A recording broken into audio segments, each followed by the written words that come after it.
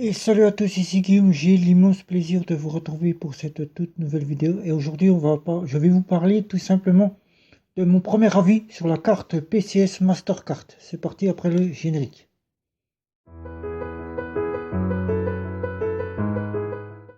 Je compare et je synthétise et je teste pour vous des cartes bancaires prépayées, des néobanques et des banques en ligne. Et aujourd'hui, j'ai décidé donc de vous parler de mon premier avis de la carte bancaire PCS Mastercard, la carte prépayée, que l'on peut avoir chez le buraliste ou sur internet. Pour avoir ces deux cartes, il suffit de choisir l'une des offres que vous souhaitez. Il existe 4 offres chez PCS. Alors il existe une offre virtuelle à 4,90 €, une offre à 9,90 € PCS Mastercard Chrome. Je vous présente la carte ici. Voilà. Vous avez une Mastercard PCS qui se situe à 14,90 € qui est PCS Black, et vous avez une Infinity PCS Mastercard qui se situe à 20 €. Ces quatre offres ont pour le but de vous apporter une carte virtuelle, bien évidemment, puisque c'est du virtuel, c'est du prépayé. Vous rechargez donc par carte bancaire, par virement ou par coupon, des coupons que vous achetez chez le buraliste ou sur des sites internet. Mais là encore, très attention, quand on achète des coupons, de faire très attention puisque PCS est réputé pour la fraude des gens qui viennent vous retrouver et qui vous disent oui, achète-moi, j'ai besoin de 150 € puisque j'ai des enfants, il faut que je fasse vivre mes enfants. Là, vous savez tout de suite que c'est une fraude et vous ne devez pas répondre à cette fraude et ni acheter des cartes PCS, des tickets tout simplement chez le buraliste, ni sur internet, ni donner vos numéros de carte bancaire PCS. Donc déjà là, vous avez déjà la première fraude. Là, on met de côté, je vous ai déjà parlé de cela. La deuxième, c'est par carte bancaire. Vous pourrez prendre une carte bancaire de banque traditionnelle, banque en ligne ou banque néo-bancaire. Vous pourrez donc recharger par carte bancaire votre carte PCS Mastercard et partir à la suite faire vos emplettes. Les emplettes, pour ceux qui ne savent pas ce que c'est vos achats. Je parle à l'ancienne, excusez-moi, c'est nos parents qui parlaient comme ça, c'est faire des emplettes. Voilà. Donc, vous avez aussi la recharge par virement bancaire, c'est-à-dire que PCS vous fournit un RIB français, je l'explique bien, pour ceux qui le disent bien, je ne mets bien pas en guillemets, il n'y a pas de guillemets, il n'y a pas de ce que vous voulez, c'est un RIB français, c'est FR, après vous avez les chiffres de votre RIB, qui se situe dans votre application, qui se situe sur le support web, puisque vous avez une interface web que a mis en place PCS, pour laquelle vous pouvez aller et consulter. Voilà, si vous avez un ordinateur, c'est pour vous l'idéal d'aller consulter par PCS web et tout de suite vous avez les informations bien claires, bien fournies de la part de chez Mastercard PCS. PCS vous donnera donc ce fameux RIB avec lequel vous pourrez le remettre à vos bénéficiaires. Si vous avez des bénéficiaires qui souhaitent vous envoyer de l'argent, vous pourrez donc recevoir de l'argent. Vous pourrez donc aussi tout simplement recevoir, puisque PCS le dit dans ses conditions générales tarifaires et ses conditions générales, qu'il est possible de recevoir la CAF, le Pôle emploi et son salaire. Donc là, jusqu'à ce côté-là, c'est une bonne chose pour les interdits bancaires qui se retournent vers cette situation de compte prépayé, tout simplement. Et donc, aujourd'hui, j'ai donc décidé de vous parler un petit peu de cette carte parce que moi, je l'ai découvert par vous-même. C'est vous-même qui me l'avez fait découvrir. Vous m'avez demandé à plusieurs reprises de tester cette carte PCS Mastercard que je connaissais qu'à travers des personnes fraudeurs qui venaient me parler de PCS Mastercard. Je m'en occupais pas puisque PCS, c'était pas une occupation pour moi de prendre cette carte et de la tester. J'ai donc décidé de la tester. Et je vous ai fait une dernière vidéo, la toute dernière qui est sur ma chaîne, que vous pourrez donc consulter du déballage de la carte PCS Mastercard. C'est la PCS Mastercard Chrome, tout simplement, la voici, la voilà, tout simplement. Voilà. Vous avez donc, comme je vous ai expliqué, un fameux RIB, la possibilité de le faire par carte bancaire et par la possibilité d'aller chez le buraliste chercher un coupon, un ticket de caisse, tout simplement, que vous avez au magasin. Mais là, sur ce ticket de caisse, vous aurez donc les numéros avec lesquels vous pourrez donc recharger votre carte PCS.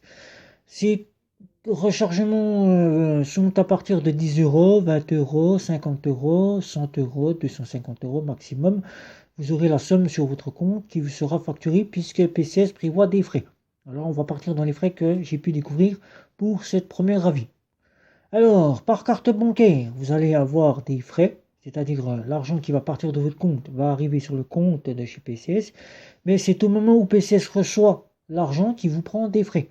Donc vous mettez par exemple 37 euros, on va partir sur cette somme-là, vous mettez 37 euros et ces 37 euros vont arriver sur le compte de chez PCS, tout simplement par carte bancaire, mais au moment où PCS va les recevoir, il va prendre des frais, c'est-à-dire qu'il va retirer de l'argent sur les 37 euros. Il vous reviendra donc sur la carte que 35 euros. Donc déjà là, vous voyez, c'est déjà un petit peu cher. C'est la pratique qu'effectue N26, la néobanque. Pour ceux qui connaissent N26, c'est cette pratique-là que pratique N26. C'est-à-dire, vous envoyez par exemple 37 euros chez N26 par carte bancaire. Vous êtes un dimanche, vous avez besoin d'argent, vous envoyez cet argent, 3% chez N26. Ces 3% sont débités si vous avez du solde de votre compte chez N26. Ils prennent 3%. Donc ça vous revient à avoir de l'argent sur votre compte, alors que là, chez PCS, c'est directement sur la somme que vous envoyez par carte bancaire de 37 euros. Donc, ce qui vous revient sur le compte, c'est 35 euros. C'est pas 37. Vous avez pris 37 euros de votre compte bancaire parce que vous avez rechargé par carte bancaire, mais vous avez 37 euros qui seront débités et vous reviendra que 35 euros. C'est-à-dire que vous aurez moins d'argent par rechargement par carte bancaire. Par virement bancaire, vous aurez 2% du montant que vous rechargez. Par exemple, vous prenez 20 euros.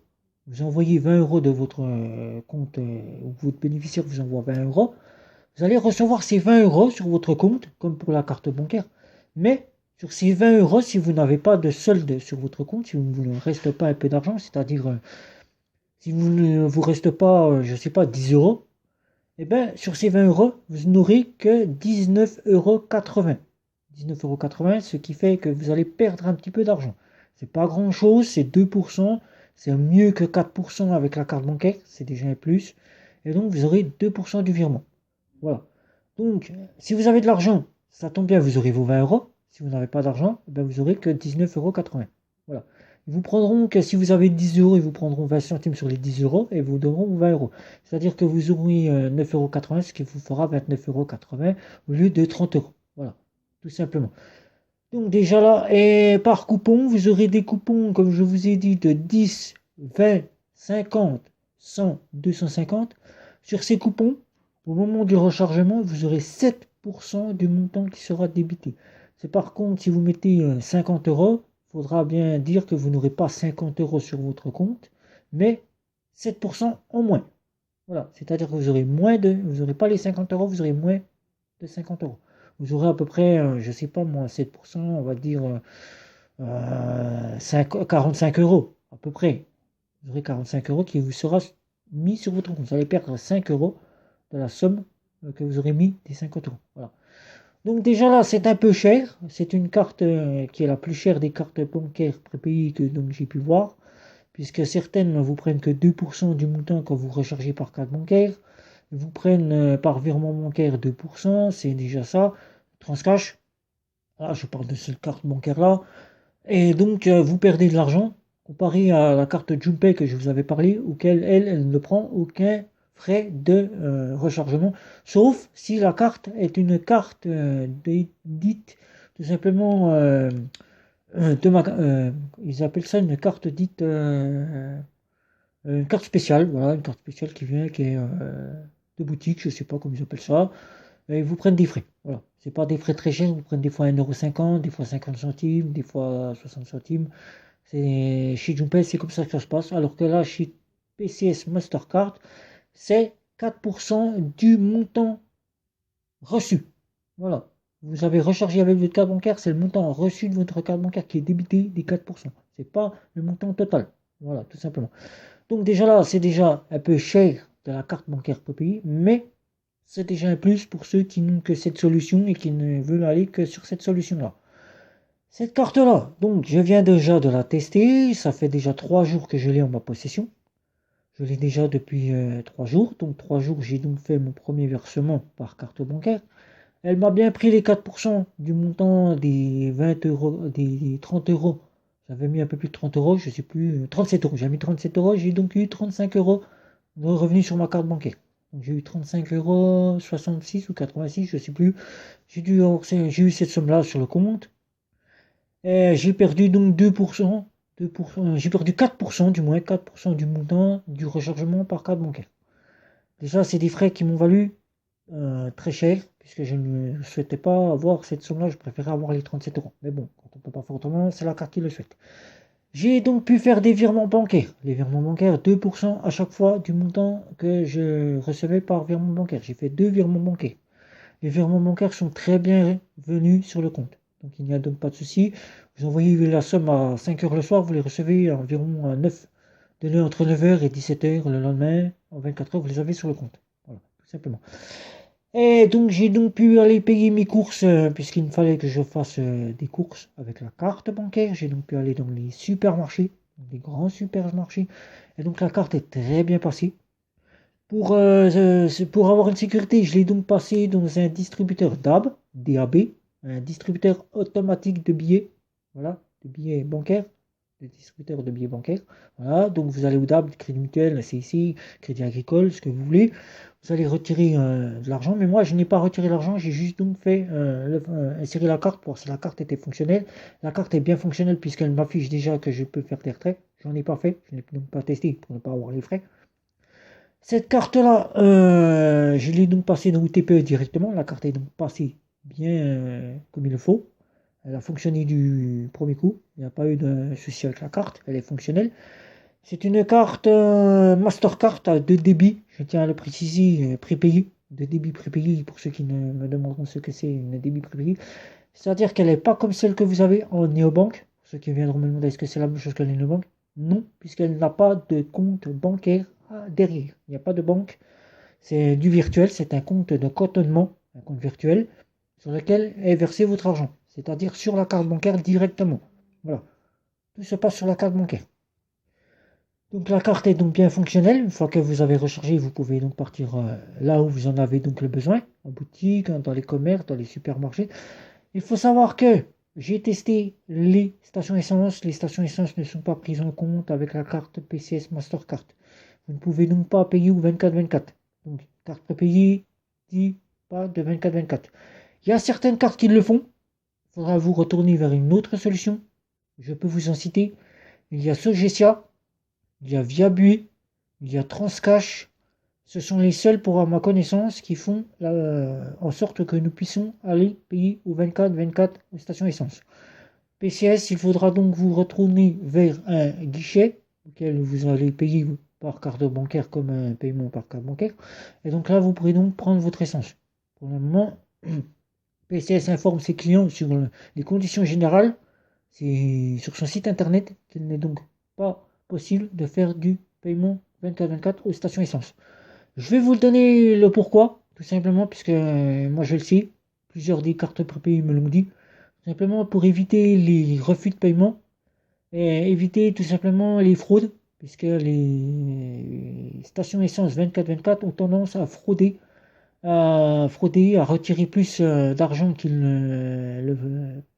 n'allaient demander par la carte bancaire, par la personne qui prend l'essence, et souvent des impayés, tout simplement des impayés. Le distributeur de billets de 24-24 prend en compte qu'il y a de l'argent alors qu'il n'y a pas d'argent sur la carte, fait fonctionner la carte et donc la carte passe même s'il n'y a pas d'argent puisqu'il y a une incompréhension du TPE du 24-24 et donc la carte passe et le client se retrouve donc avec un soi-disant payé alors que le 24-24 n'a pas pu être payé. Donc c'est pour cela qu'il bloque tout simplement les paiements au 24-24 pour qu'il n'y ait pas de fraude, qu'il n'y ait pas d'impayé et tout simplement que la personne ne s'amuse pas avec la carte à faire des sommes alors qu'il ne peut pas payer le 24-24. Voilà. Donc cette carte-là, pas de 24-24, vous le savez déjà, moi je l'ai testé, elle passe pas. Carte bancaire, vous allez être surpris, puisqu'il n'y en a pas beaucoup qui le font en carte prépayée, tout simplement. Il est possible de la gréger à Google Pay. Google Pay, vous pouvez donc passer tout simplement Google Pay avec la carte PCS, puisque PCS l'a mis en place. Elle informe ses clients sur le site internet qu'il est possible de pouvoir payer par Google Pay, mais aussi si vous avez une montre connectée qui a la possibilité de recevoir les cartes bancaires, puisque beaucoup de cartes prépayées maintenant sont disponibles en France, il n'y en a pas beaucoup qui le font. PCS informe ses clients que si vous avez une montre connectée qui est disponible là, avec la fonction paiement par carte bancaire, vous pouvez donc agréger votre carte bancaire à la montre connectée. Donc, c'est-à-dire les cartes qui sont disponibles pour Android. Android, puisqu'à ma connaissance, j'ai donc essayé de chercher l'information pour Apple Pay. PCS, personne ne parle de Apple Pay pour PCS. Si vous avez donc la possibilité de l'avoir fait et que ça fonctionne, je vous demanderai de venir me le dire en commentaire pour que je puisse le savoir. Et si vous avez des questions, ne pas hésiter à commenter sur tout ce que vous avez de questions sur PCS. Je serai ravi de vous y répondre aussi. De commenter, de liker, de partager, de me retrouver sur les réseaux sociaux. Ne pas hésiter à vous abonner à ma chaîne. Et ne pas oublier non plus de cliquer la petite cloche pour être averti sur d'autres vidéos qui arriveront sur la chaîne. Alors donc, comme je vous ai dit, tout simplement, PCS est donc sur Google Pay et sur les montres connectées Android pour le moment. Je n'ai pas d'informations sur Apple Pay. Donc, pour terminer mon premier avis, la carte est fonctionnelle, elle passe très bien. Et vous avez un RIB où c'est que vous pouvez recevoir vos prestations de la CAF, vos prestations de Pôle emploi et votre salaire si vous êtes interdit bancaire et que vous souhaitez partir dans ces milieux-là. Par contre, le seul souci que nous rencontrons avec ces cartes-là, c'est qu'il n'est pas possible de pouvoir faire prélever ces factures. Donc, je vais vous donner la petite astuce pour terminer cette vidéo. La petite astuce, c'est que vous mettez tout simplement le RIB de chez PCS en guise de RIB, puisque vous n'avez que cela. Mettez ce RIB en guise de RIB pour que vos créanciers puissent tenter de prélever. Au moment où ils vont tenter de prélever sur le RIB de PCS, PCS va donc les refuser. Et donc vous recevrez donc là le refus sur votre mobile, le refus par SMS ou par email. Et à ce moment-là, vous allez directement payer votre facture par carte bancaire. C'est la seule solution qu'il existe à ce moment-là. Sinon, tout simplement, c'est de contacter vos prestataires, de voir avec eux s'il est possible de pouvoir avoir le fameux RIB. Si vous puissiez avoir le fameux RIB de vos créanciers et qu'ils vous le remettent, vous mettez votre RIB dans les bénéficiaires et vous envoyez tout simplement le fameux paiement par RIB, comme vous avez l'habitude de faire en virement bancaire, puisque PCS fait aussi les virements bancaires. Vous pouvez donc faire virer de l'argent à qui vous souhaitez. Les virements sont facturés 90 centimes. 90 centimes, quand on voit qu'il y a une seconde carte prépayée qui le fait, c'est JunePay. JunePay qui le fait pour 50 centimes le virement. Donc vous voyez, c'est pas très cher non plus, mais essayez d'éviter d'en faire le plus possible. Ça vous évitera d'avoir des frais. Donc 80 centimes, 90 centimes, vous enverrez votre prélèvement bancaire à votre créancier et la facture sera prélevée. Sinon, payez tout par carte bancaire, ça sera le mieux pour vous. Attendez le refus. Une fois que vous avez le refus, payez par carte bancaire. Pour ceux qui sont chez Bouygues Télécom, je tiens vite pour finir cette vidéo. Évitez d'attendre le refus, ça vous évitera d'avoir 10 € de frais. Payez tout de suite dès que vous avez votre argent et que vous savez que vous avez la date de prélèvement qui se fait. Comptez 6 jours avant la date de prélèvement. Comptez 6 jours avant, même 7 si vous avez votre argent. Si vous avez l'argent sur le compte, comptez 7 jours avant. Si vous l'avez au bout du 6e jour, si vous comptez, puis ça fait 6 jours que c'est dans les temps, payer par carte bancaire, allez directement sur le site, vous avez la fonction de pouvoir payer par carte bancaire. Payer par carte bancaire, vous avez l'argent, et c'est vite fait, on n'en parle plus, comme ça, votre créancier a le virement bancaire tout de suite par carte bancaire, c'est payé, il n'a pas à prélever. Voilà. Donc voilà, c'était le premier avis de la carte bancaire prépayée de chez PCS. Je vais donc continuer à la tester. Je ne l'ai pas encore testé sur internet, je ne l'ai pas testé en sans contact, je ne l'ai pas testé pour les entrées de mes revenus, puisqu'il y en a certains qui me demandent de le tester pour mes revenus. Je vais le faire. Donc, je vous en dirai tout. Dès que tout cela sera fait, je vous referai une petite vidéo d'ici un mois. Un mois, ça sera fait. Et donc après, la prochaine vidéo qui sera faite après un mois, ça sera Punking. Punking où je partirai chez eux pour un test de 3 mois en tant que compte principal. Pour l'instant, c'est PCS. Je vais faire PCS et je vous en dirai tout pour le reste du test de chez PCS d'ici un mois. Sur ce, ben, je vais vous saluer. Je vous dis à la prochaine. Et encore une fois, n'hésitez pas à commenter, liker, partager, me retrouver sur les réseaux sociaux. Ne pas hésiter à vous abonner à ma chaîne. Ne pas hésiter non plus à cliquer sur la petite cloche. Sur ce, ciao ciao.